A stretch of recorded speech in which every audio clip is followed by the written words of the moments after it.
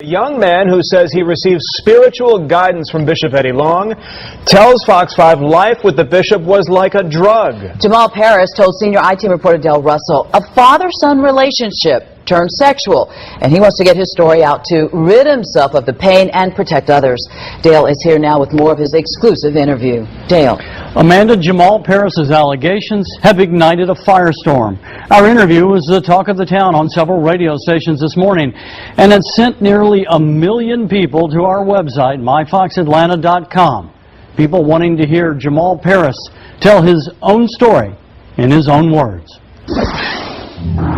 Bishop Long is in the pulpit, Eddie Long is in the private, and we know Eddie Long. That's a whole nother man. Jamal Parris says the charismatic leader of the 10,000-seat megachurch, New Birth Missionary Baptist, is leading a double life, and he felt it was time to bring it to an end. Enough is enough. This man he's doing too much damage to the lives of young men, and it's time that he stops. In an exclusive interview in Colorado, where he now lives, Jamal Parris painted a picture of a bishop who is adored in public, but in private preys on young, impressionable men looking for a father figure and love. Being around him, it's almost like a drug. You can't believe the place that you're at in your life and the things that you're doing and the cars that you're driving and the people that you're meeting.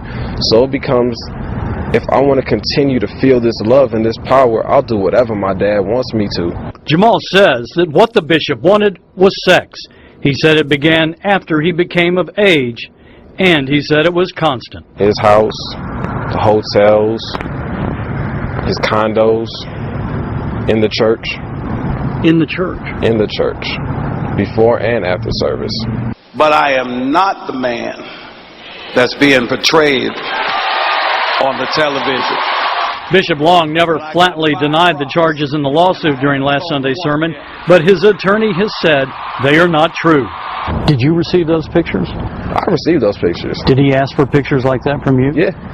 Parris says the bishop exchanged pictures like these with the young men. He says the bishop wanted to coach them on building up their bodies and improving their physical appearance for him. The pictures speak for themselves. A man in his underwear talking, sending pictures in the bathroom, and it ain't to your wife. That's to us.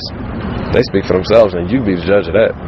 Parris claims in his lawsuit the jewelry, the cash, the gifts, the trips in the bishop's private plane came at times from church coffers, and that top church officials knew what was going on. Was some of the money that was spent on you and the others church money? Yeah, absolutely. No doubt about it. No. He says at some point he became surprised to find out other young men claimed they too were sexually involved with the bishop. They all got together. And all we wanted to do was talk and just say, help me deal with this hurt that you caused. And he had no sense of reverence, guilt, or remorse. So if you're not going to deal with us privately, then you're going to have to sit down publicly one way or the other. But you're not going to hurt another young man another day in our lives. And together they decided to come forward and file lawsuits. I want my pain to stop. I want the pain of the other sons to stop. I want to make sure that this pain never even starts for another young man that goes to this church. And I actually want his pain to stop. Bishop Eddie Long's attorney, Craig Gillen, sent us an email today that states, unfortunately, the plaintiffs and counsel are attempting to try their lawsuits in the media. The appropriate place, he writes, is to try lawsuits in the courtroom. And that, of course, is what we'll be following. Dale, after this young man's very compelling story, did you expect a more definitive response from Bishop Eddie Long? You know, we weren't really sure how he's going to respond, but Craig Gillen is a veteran prosecutor. He's a former federal prosecutor.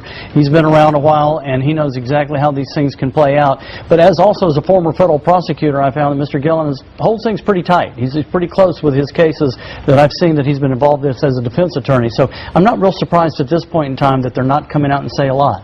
I've been told by some close to Bishop Long that he'd like to say more at this point, but they're going to wait and let the court take its place. Now, Jamal indicated he and the other guys got together. They knew they were going to file these lawsuits. Any indication that there may be more coming down the pipe? We have a very strong indication that there is going to be more. I know there are more people that have been in these conversations. Whether or not they actually will sit down and file lawsuits, we don't know at this point, but I can tell you that there's discussions going on. We know you'll be the first to break that information. We're working on it. All right, Dale, thanks.